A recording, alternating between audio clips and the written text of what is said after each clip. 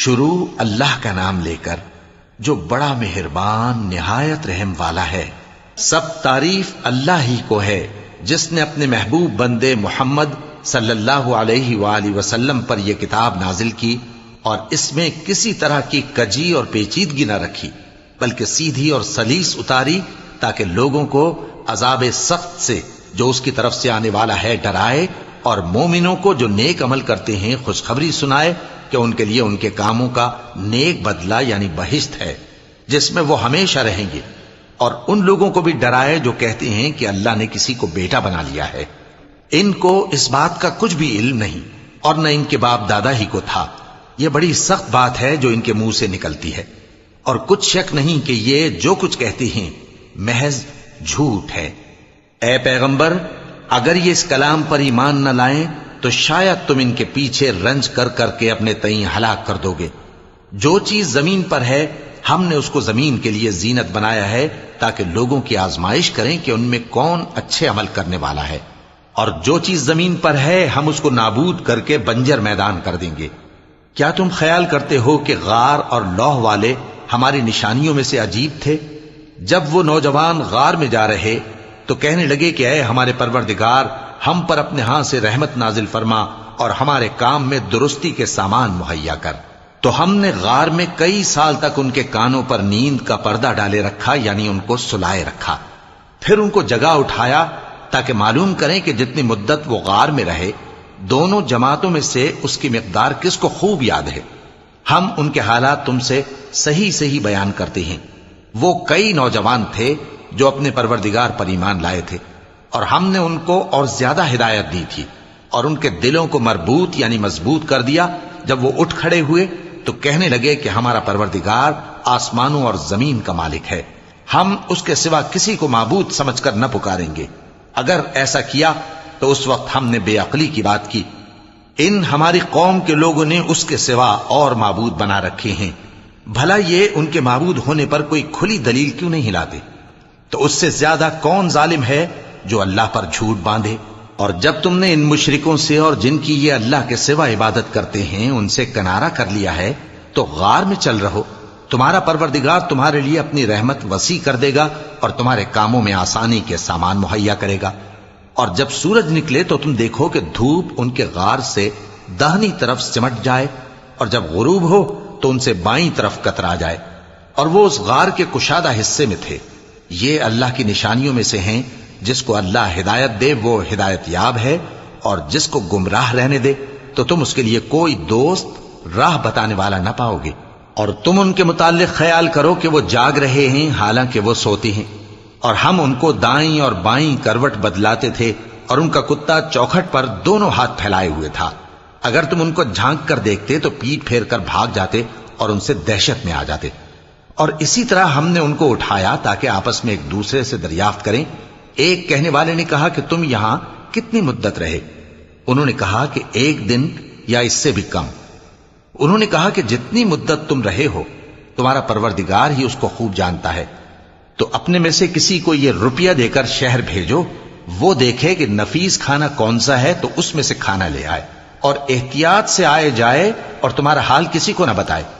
اگر وہ تم پر دسترس پا لیں گے تو تمہیں سنسار کر دیں گے یا پھر اپنے مذہب میں داخل کر لیں گے، اور اس وقت تم کبھی فلاح نہیں پاؤ گے۔ اور اسی طرح ہم نے لوگوں کو ان کے حال سے خبردار کر دیا تاکہ وہ جانیں کہ اللہ کا وعدہ سچا ہے، اور یہ کہ قیامت جس کا وعدہ کیا جاتا ہے اس میں کچھ شک نہیں۔ اس وقت لوگ ان کے بارے میں باہم جھگڑنے لگے اور کہنے لگے کہ ان کے غار پر عمارت بنا دو۔ ان کا پروردگار ان کے حال سے خوب واقف ہے۔ جو لوگ ان کے معاملے میں غلبہ رکھتے تھے وہ کہنے لگے کہ ہم ان کے غار پر مسجد بنائیں گے۔ بعض لوگ اٹکل پچو کہیں گے کہ وہ 3 تھے اور چوتھا ان کا کتا تھا، اور بعض کہیں گے کہ وہ 5 تھے اور چھٹا ان کا کتا تھا، اور بعض کہیں گے کہ وہ 7 تھے اور 8واں ان کا کتا تھا۔ کہہ دو کہ میرا پروردگار ہی ان کے شمار سے خوب واقف ہے، ان کو جانتے بھی ہیں تو تھوڑے ہی لوگ جانتے ہیں۔ تو تم ان کے معاملے میں بحث نہ کرنا مگر سرسری سی بحث، اور نہ ان کے بارے میں ان میں سے کسی سے کچھ دریافت ہی کرنا، اور کسی کام کی نسبت نہ کہنا کہ میں اسے کل کر دوں گا، مگر انشاءاللہ کہہ کر، یعنی اگر اللہ چاہے تو کر دوں گا۔ اور جب اللہ کا نام لینا بھول جاؤ تو یاد آنے پر لے لو، اور کہہ دو کہ امید ہے کہ میرا پروردگار مجھے اس سے بھی زیادہ ہدایت کی باتیں بتائے۔ اور اصحاب کہف اپنے غار میں 9 اوپر 300 سال رہے۔ کہہ دو کہ جتنی مدت وہ رہے اسے اللہ ہی خوب جانتا ہے، اسی کو آسمانوں اور زمین کی پوشیدہ باتیں معلوم ہیں، وہ کیا خوب دیکھنے والا اور کیا خوب سننے والا ہے۔ اس کے سوا ان کا کوئی کارساز نہیں، اور نہ وہ اپنے حکم میں کسی کو شریک کرتا ہے۔ اور اپنے پروردگار کی کتاب کو جو تمہارے پاس بھیجی جاتی ہے پڑھتے رہا کرو، اس کی باتوں کو کوئی بدلنے والا نہیں، اور اس کے سوا تم کہیں پناہ بھی نہیں پاؤ گے۔ اور جو لوگ صبح و شام اپنے پروردگار کو پکارتے اور اس کی خوشنودی کے طالب ہیں، ان کے ساتھ صبر کرتے رہو، اور تمہاری نگاہیں ان میں سے گزر کر اور طرف نہ دوڑیں کہ تم دنیاوی زندگی کی رونقوں کے خواستگار ہو جاؤ۔ اور جس شخص کے دل کو ہم نے اپنی یاد سے غافل کر دیا ہے اور وہ اپنی خواہش کی پیروی کرتا ہے اور اس کا کام حد سے بڑھ گیا ہے، اس کا کہا نہ ماننا۔ اور کہہ دو کہ لوگو یہ قرآن تمہارے پروردگار کی طرف سے برحق ہے، تو جو چاہے ایمان لائے اور جو چاہے کافر رہے۔ ہم نے ظالموں کے لیے دوزخ کی آگ تیار کر رکھی ہے جس کی قناتیں ان کو گھیر رہی ہوں گی، اور اگر فریاد کریں گے تو ایسے کھولتے ہوئے پانی سے ان کی داد رسی کی جائے گی جو پگھلے ہوئے تانبے کی طرح گرم ہوگا، اور جو ان کے چہروں کو بھون ڈالے گا۔ ان کے پینے کا پانی بھی برا اور آرام گاہ بھی بری۔ اور جو ایمان لائے اور کام بھی نیک کرتے رہے تو ہم نیک کام کرنے والوں کا اجر ضائع نہیں کرتے۔ ایسے لوگوں کے لیے ہمیشہ رہنے کے باغ ہیں جن میں ان کے محلوں کے نیچے نہریں بہ رہی ہیں، ان کو وہاں سونے کے کنگن پہنائے جائیں گے، اور وہ باریک دیبا اور اطلس کے سبز کپڑے پہنا کریں گے، اور تختوں پر تکیے لگا کر بیٹھا کریں گے۔ کیا خوب بدلہ اور کیا خوب آرام گاہ ہے۔ اور ان سے 2 شخصوں کا حال بیان کرو جن میں سے ایک کو ہم نے انگور کے 2 باغ عنایت کیے تھے اور ان کے گردا گرد کھجوروں کے درخت لگا دیے تھے، اور ان کے درمیان کھیتی پیدا کر دی تھی۔ دونوں باغ کثرت سے پھل لاتے اور اس کی پیداوار میں کسی طرح کی کمی نہ ہوتی، اور دونوں میں ہم نے ایک نہر بھی جاری کر رکھی تھی، اور اس طرح اس شخص کو ان کی پیداوار ملتی رہتی تھی۔ تو ایک دن جبکہ وہ اپنے دوست سے باتیں کر رہا تھا، کہنے لگا کہ میں تم سے مال و دولت میں بھی زیادہ ہوں اور جتھے اور جماعت کے لحاظ سے بھی زیادہ عزت والا ہوں، اور ایسی شیخیوں سے اپنے حق میں ظلم کرتا ہوا اپنے باغ میں داخل ہوا۔ کہنے لگا کہ میں نہیں خیال کرتا کہ یہ باغ کبھی تباہ ہو، اور نہ خیال کرتا ہوں کہ قیامت برپا ہو، اور اگر میں اپنے پروردگار کی طرف لوٹایا بھی جاؤں تو وہاں ضرور اس سے اچھی جگہ پاؤں گا۔ تو اس کا دوست جو اس سے گفتگو کر رہا تھا کہنے لگا کہ کیا تم اس ذات سے کفر کرتے ہو جس نے تم کو مٹی سے پیدا کیا، پھر نطفے سے، پھر تمہیں پورا آدمی بنایا؟ مگر میں تو یہ کہتا ہوں کہ اللہ ہی میرا پروردگار ہے، اور میں اپنے پروردگار کے ساتھ کسی کو شریک نہیں کرتا۔ اور جب تم اپنے باغ میں داخل ہوئے تو تم نے ما شاء اللہ لا قوت الا باللہ کیوں نہ کہا؟ اگر تم مجھے مال و اولاد میں اپنے سے کمتر دیکھتے ہو تو عجب نہیں کہ میرا پروردگار مجھے تمہارے باغ سے بہتر عطا فرمائے، اور تمہارے اس باغ پر آسمان سے آفت بھیج دے تو وہ صاف میدان ہو جائے، یا اس باغ کی نہر کا پانی گہرائی میں اتر جائے تو پھر تم اسے تلاش نہ کر سکو، اور اس کے میووں کو عذاب نے آ گھیرا اور وہ اپنی چھتریوں پر گر کر رہ گیا، تو جو مال اس نے اس پر خرچ کیا تھا اس پر حسرت سے ہاتھ ملنے لگا اور کہنے لگا کہ کاش میں اپنے پروردگار کے ساتھ کسی کو شریک نہ بناتا۔ اس وقت اللہ کے سوا کوئی جماعت اس کی مددگار نہ ہوئی اور نہ وہ بدلہ لے سکا۔ یہاں سے ثابت ہوا کہ حکومت سب اللہ کی ہے، جو معبود برحق ہے وہی بہترین ثواب عطا کرنے والا اور بہترین انجام لانے والا ہے۔ اور ان سے دنیا کی زندگی کی مثال بھی بیان کر دو کہ وہ ایسی ہے جیسے پانی جسے ہم نے آسمان سے برسایا تو اس کے ساتھ زمین کی پیداوار مل کر نکلی، پھر وہ چورا چورا ہو گئی کہ ہوائیں اسے اڑاتی پھرتی ہیں،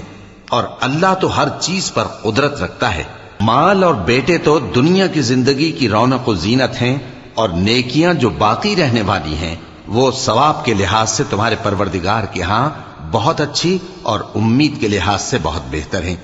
اور جس دن ہم پہاڑوں کو چلائیں گے اور تم زمین کو صاف میدان دیکھو گے، اور ان لوگوں کو ہم جمع کر لیں گے تو ان میں سے کسی کو بھی نہیں چھوڑیں گے، اور سب تمہارے پروردگار کے سامنے صف باندھ کر لائے جائیں گے،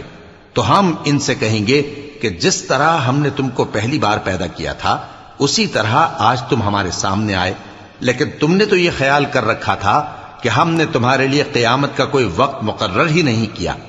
اور اعمال کی کتاب کھول کر رکھی جائے گی تو تم گناہگاروں کو دیکھو گے کہ جو کچھ اس میں لکھا ہوگا اس سے ڈر رہے ہوں گے،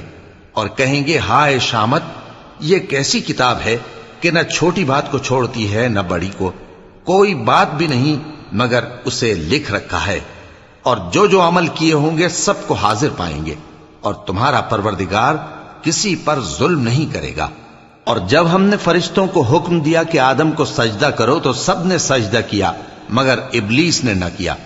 وہ جنات میں سے تھا تو اپنے پروردگار کے حکم سے باہر ہو گیا۔ کیا تم اس کو اور اس کی اولاد کو میرے سوا دوست بناتے ہو، حالانکہ وہ تمہارے دشمن ہیں، اور شیطان کی دوستی ظالموں کے لیے اللہ کی دوستی کا برا بدل ہے۔ میں نے ان کو نہ تو آسمانوں اور زمین کے پیدا کرنے کے وقت بلایا تھا اور نہ خود ان کے پیدا کرنے کے وقت، اور میں ایسا نہ تھا کہ گمراہ کرنے والوں کو مددگار بناتا۔ اور جس دن اللہ فرمائے گا کہ اب میرے شریکوں کو جن کی نسبت تم معبود ہونے کا گمان رکھتے تھے بلاؤ، تو وہ ان کو بلائیں گے مگر وہ ان کو کچھ جواب نہ دیں گے، اور ہم ان کے درمیان ہلاکت کی ایک جگہ بنا دیں گے، اور گناہگار لوگ دوزخ کو دیکھیں گے تو یقین کر لیں گے کہ وہ اس میں پڑنے والے ہیں، اور اس سے بچنے کا کوئی راستہ نہ پائیں گے۔ اور ہم نے اس قرآن میں لوگوں کے سمجھانے کے لیے طرح طرح کی مثالیں بیان فرمائی ہیں، لیکن انسان سب چیزوں سے بڑھ کر جھگڑالو ہے۔ اور لوگوں کے پاس جب ہدایت آ گئی تو ان کو کس چیز نے منع کیا کہ ایمان لائیں اور اپنے پروردگار سے بخشش مانگیں، بجز اس کے کہ اس بات کے منتظر ہوں کہ انہیں بھی پہلوں کا سا معاملہ پیش آئے یا ان پر عذاب سامنے سے آ جائے۔ اور ہم جو پیغمبروں کو بھیجا کرتے ہیں تو صرف اس لیے کہ لوگوں کو اللہ کی نعمتوں کی خوشخبریاں سنائیں اور عذاب سے ڈرائیں، اور جو کافر ہیں وہ باطل کی مدد سے جھگڑا کرتے ہیں تاکہ اس سے حق کو پھسلا دیں، اور انہوں نے ہماری آیتوں کو اور جس چیز سے ان کو ڈرایا جاتا ہے اسے ہنسی بنا لیا ہے۔ اور اس سے بڑھ کر ظالم کون، جس کو اس کے پروردگار کی آیات کے ذریعے سمجھایا گیا تو اس نے ان سے منہ پھیر لیا، اور جو اعمال وہ آگے کر چکا اس کو بھول گیا۔ ہم نے ان کے دلوں پر پردے ڈال دیے کہ اسے سمجھ نہ سکیں، اور کانوں میں ثقل پیدا کر دیا ہے کہ سن نہ سکیں، اور اگر تم ان کو رستے کی طرف بلاؤ تو کبھی رستے پر نہ آئیں گے،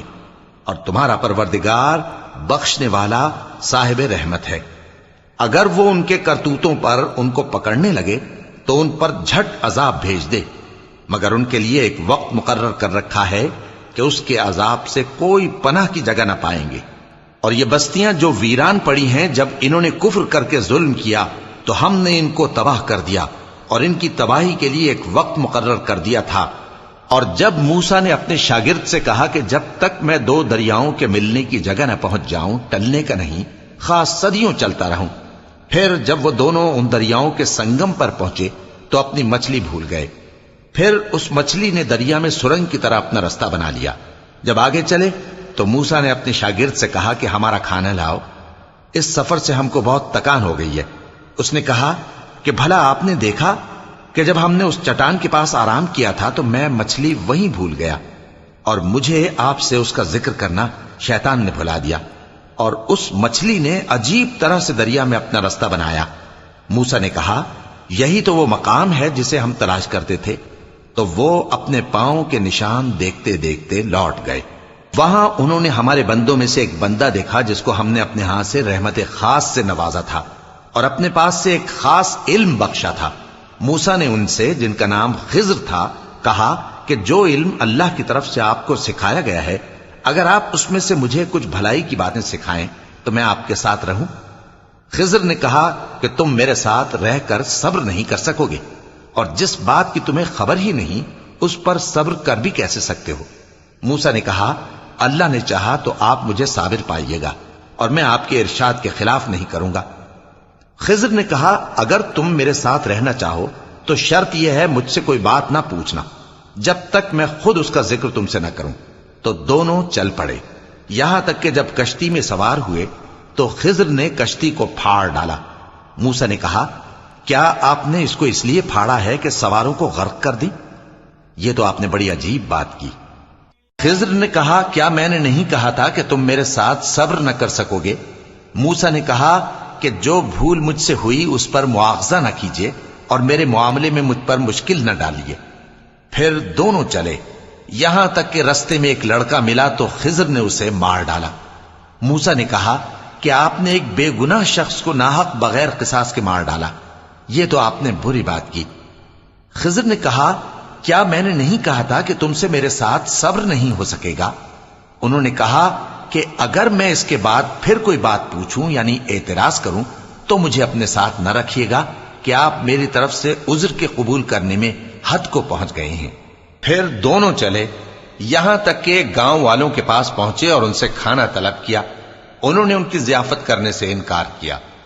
پھر انہوں نے وہاں ایک دیوار دیکھی جو گرا چاہتی تھی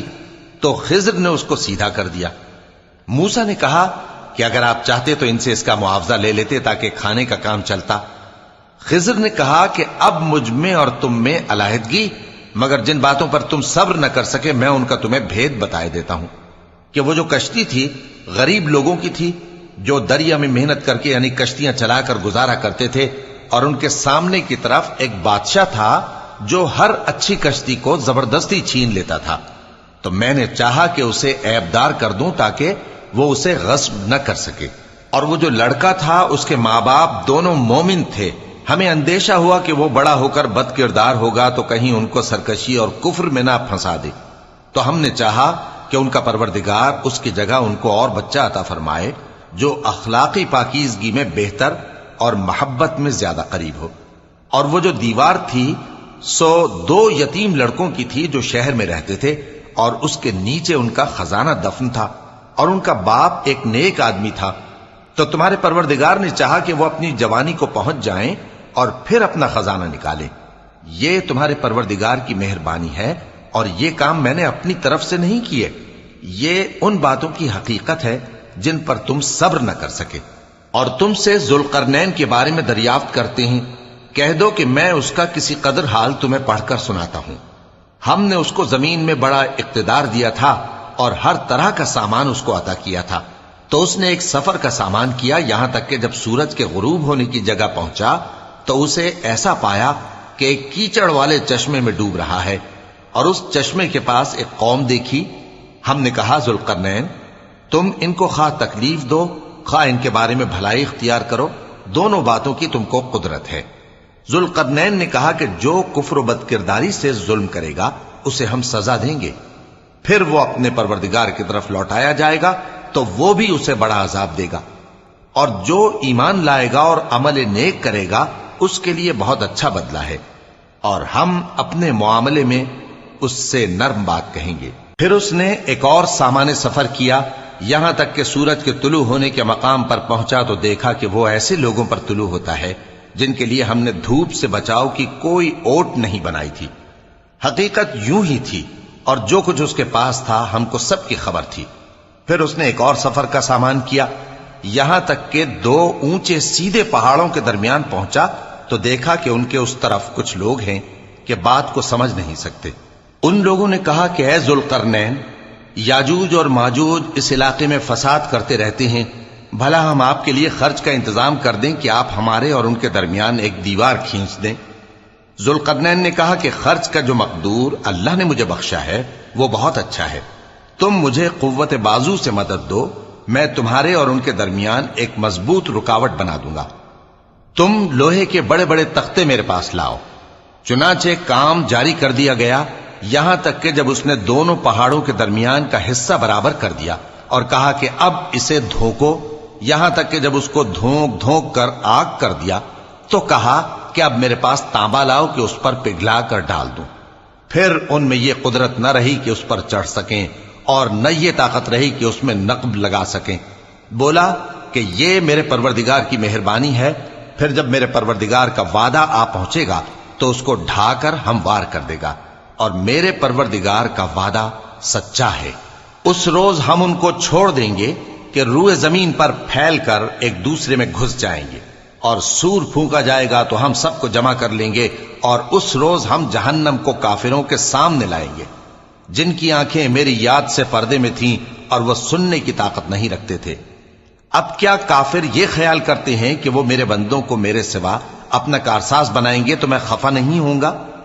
ہم نے ایسے کافروں کے لیے جہنم کی مہمانی تیار کر رکھی ہے۔ کہہ دو کہ ہم تمہیں ایسے لوگ بتائیں جو اعمال کے لحاظ سے بڑے نقصان میں ہیں۔ یہ وہ لوگ ہیں جن کی دوڑ دھوپ دنیا کی زندگی میں برباد ہو گئی، اور وہ یہ سمجھے ہوئے ہیں کہ وہ اچھے کام کر رہے ہیں۔ یہ وہ لوگ ہیں جنہوں نے اپنے پروردگار کی آیتوں کو نہ مانا اور اس کے سامنے جانے سے انکار کیا، تو ان کے اعمال ضائع ہو گئے۔ سو ہم قیامت کے دن ان کے لیے کچھ بھی وزن قائم نہیں کریں گے۔ یہ ان کی سزا ہے، یعنی جہنم، اس لیے کہ انہوں نے کفر کیا اور ہماری آیتوں اور ہمارے پیغمبروں کی ہنسی اڑائی۔ جو لوگ ایمان لائے اور عمل نیک کیے، ان کے لیے بہشت کے باغ بطور مہمانی ہوں گے، ہمیشہ ان میں رہیں گے اور وہاں سے مکان بدلنا نہ چاہیں گے۔ کہہ دو کہ اگر سمندر میرے پروردگار کی باتوں کے لکھنے کے لیے روشنائی ہو تو قبل اس کے کہ میرے پروردگار کی باتیں تمام ہوں سمندر ختم ہو جائے، اگرچہ ہم ویسا ہی اور اس کی مدد کو لائیں۔ کہہ دو کہ میں تمہاری طرح کا ایک بشر ہوں، البتہ میری طرف وہی آتی ہے کہ تمہارا معبود وہی ایک معبود ہے۔ تو جو شخص اپنے پروردگار سے ملنے کی امید رکھے چاہیے کہ عمل نیک کرے اور اپنے پروردگار کی عبادت میں کسی کو شریک نہ بنائے۔